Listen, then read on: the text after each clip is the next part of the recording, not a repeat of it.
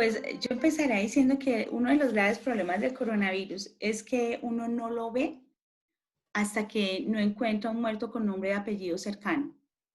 Creo que el fenómeno en México ha sido muy especial, una por las dimensiones del país.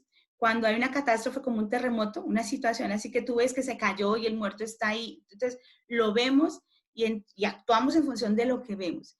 En el caso del coronavirus, cuando lo único que tú percibes son cifras, son números, ¿no?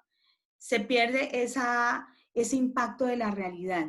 ¿Cuándo vuelve a cobrar importancia? Cuando el nombre y apellido del familiar está en la lista, cuando vemos a la señora desesperada buscando un hospital para que reciban a su papá, cuando hay gente que cuenta, estoy aquí en la fila para la incineración del cadáver de mi familiar y tengo que esperar 3, 4 días.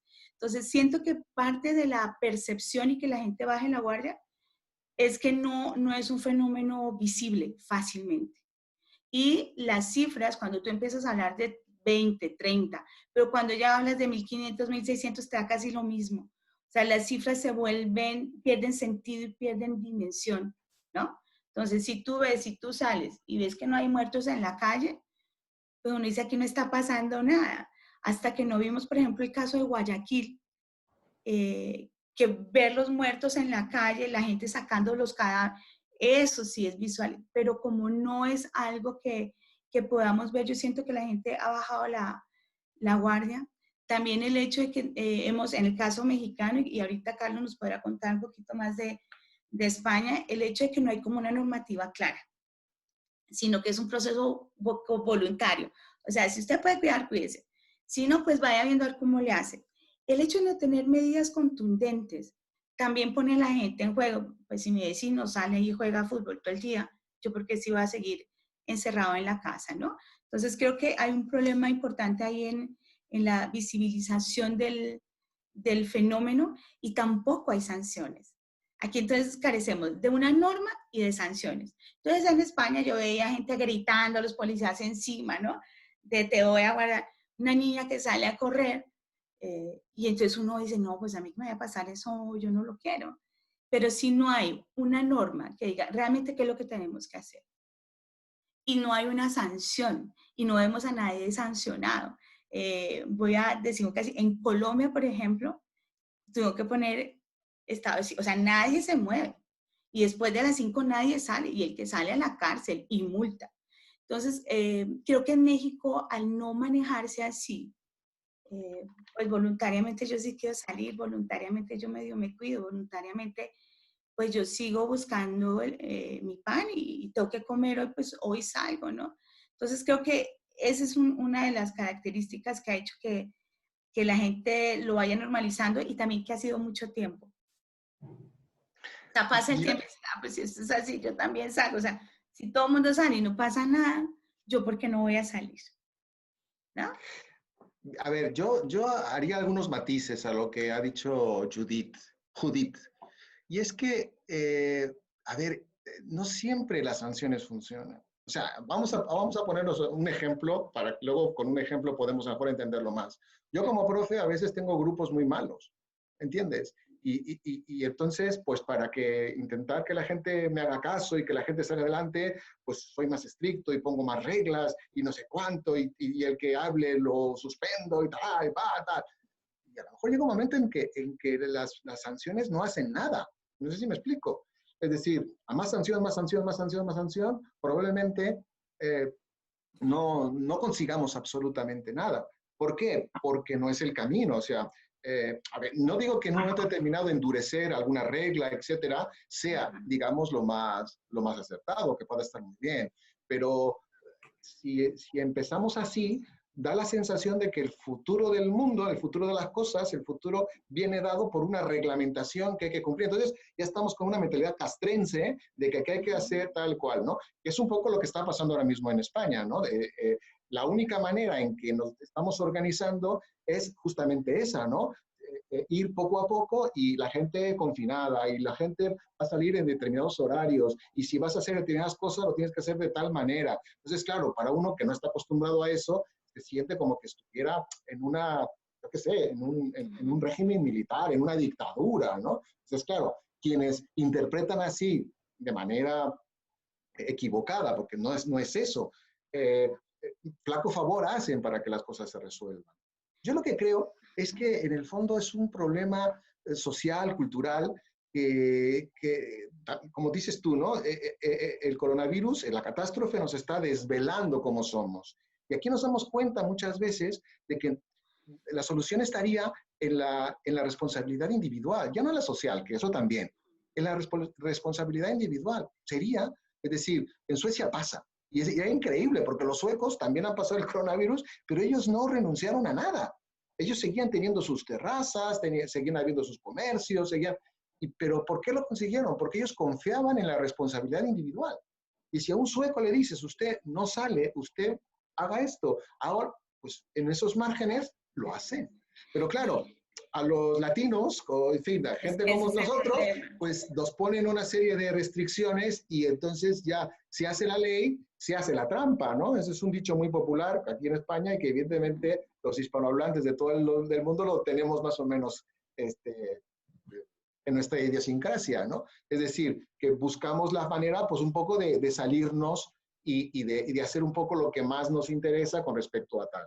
Entonces, normas sí, estoy de acuerdo, hay que hacer reglamentaciones y hay que hacerlas bien, pero hay que hacerlas muy bien, no cualquier norma, no cualquier imposición. Eso requiere de un trabajo de expertos, expertos, y en este caso, estamos en concreto, expertos sanitarios, ¿no? Que realmente lo que está por encima de todo es la salud de las personas, porque claro, es verdad que en una catástrofe como esta hay muchos factores que intervienen, también está la economía, y entonces la gente ya está un poco, bueno, por muchas razones, el empresario porque no trabaja, y los trabajadores porque no ganan dinero, porque, me explico, o sea, la situación económica es acuciante.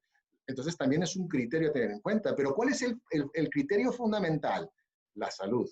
Entonces, quien esté tomando las decisiones, que tenga como criterio la salud de las personas. Pero luego se empiezan a mezclar las cosas. Los de la economía, los que y luego vienen los políticos, porque ellos también al final llevan todo para su terreno y entonces todo lo empiezan a contaminar. Entonces se pierde el norte, se pierde qué es lo que tenemos que hacer y quién lo tiene que hacer, pero no porque se imponga, sino porque es el que realmente sabe lo que hay que hacer. Una mente que de alguna manera estemos de acuerdo con ella. Tendríamos que hablar de los liderazgos, en estas circunstancias son muy importantes. Ahora, muy importante yo subrayarlo, ¿no? comparto de lo que has comentado, pero yo creo que sí es muy importante considerar nuestras condiciones socioculturales. No somos las comunidades más organizadas, no somos las que tomamos o vivimos la norma de una forma con autorresponsabilidad. O sea, si no me paso el semáforo porque sé que puedo matar a alguien y aunque no esté pasando otro carro, me detengo.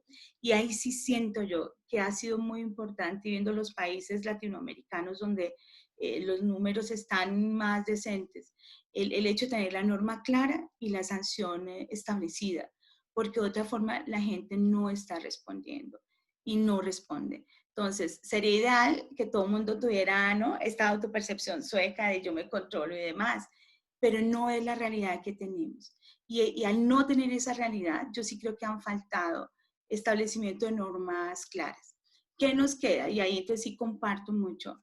Nos queda hacernos cargo de las condiciones que podemos administrar como individuos. Este programa que va dirigido a emprendedores, hay un campo de acción que puede ser el gerente, sus familias y las familias de quienes colaboran con ellos, ¿no? Y el abordar el tema, como tú lo dices, el autocuidado, el tema es de salud. No lo hemos visto así como este tema de ver al muerto y demás, ¿no? Los cadáveres que nos señalen, pero sabemos que la cifra va a crecer y va a seguir creciendo. Y si alguien ha visto alguna imagen o alguna declaración de cuál es el final en términos de el proceso de muerte de alguien, ¿no?, que terminan asfixiados sin poder despedirse de su familia, sin poder ser acompañados en un proceso, que eso pues con la norma tan marcada que hubo en Italia y en España, a mí personalmente me marcó mucho a tomar la decisión de decir, yo aquí no salgo, o sea, me tengo que cuidar porque no me imagino en una escena así. Aquí no lo hemos visto. Y creo que eso hace una gran diferencia para el caso mexicano. Entonces no se percibe con esa gravedad. Cuando uno escucha en comentarios sencillos de, ay, todas las que hemos pasado y mire, aquí seguimos. No, el entender que sobrevivimos a condiciones muy rudas y confiar en que el haber sobrevivido a tantas situaciones complicadas nos va a permitir sobrevivir a este coronavirus, ¿no? A esta epidemia. Y yo sí creo que ahí faltan normas. Creo que cuando hablamos de educación no tiene que ser solamente como en términos de educación por tomar una clase de, sino esta educación social que nos permite convivir, que nos permite cuidarnos, porque si yo me cuido, evito una saturación en los hospitales, porque si yo no salgo, evito, ¿no? Entonces creo que sí nos falta una visión mucho más social y entender el rol importante que cada uno juega en el mapa del contagio, porque tendremos que regresar a nuestra actividad, ¿no? Y en ese regreso tampoco hay normas claras. Entonces, si no ha habido normas claras para detenernos, cuando regresemos, pues el que se cuidó y el que estuvo afuera se contagió y al final vamos a estar todos en el mismo supermercado, en la misma esquina, en la misma iglesia. Entonces, yo sí creo que nos falta un compartir el mensaje de lo colectivo, de esta salimos todos juntos, pero no es lo que uno escucha normalmente en los medios. Ahora, tendremos que hacernos cargo de nuestro espacio, nuestro campo de control, ese campo de influencia que cada uno pueda tener. El hecho de esperar, por ejemplo, una sanción o una norma de gobierno, ya sabemos que no va a llegar como tal. Es más el cuidarnos, el sentido común, la información, hay mucha información de qué sí puedes hacer para cuidarte, ¿no? Y cómo evitar el contagio, pero yo sí creo que nos faltó desde el inicio. América Latina tenía la ventaja que el virus llegó con unas semanas posterioridad, o sea, después, Sí. pero nunca nos hemos dado la tarea de estudiar lo que hicieron otros, ¿no? Entonces creo que en términos de crisis, estas tres etapas así de la crisis siempre da señales de que viene y en esto fue evidente.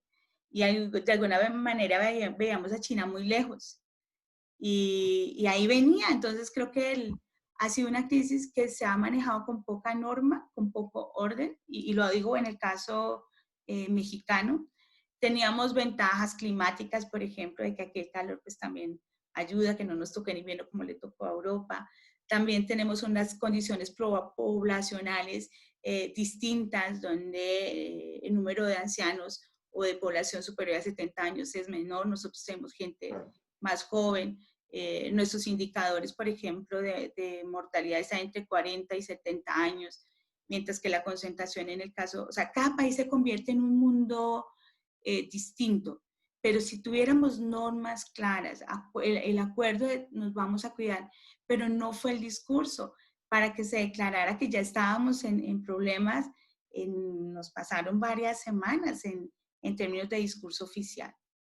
Y yo creo que todo eso ha complicado para que la gente siga saliendo a la calle y que todavía no se perciba el coronavirus como, como un problema real y como un problema grande.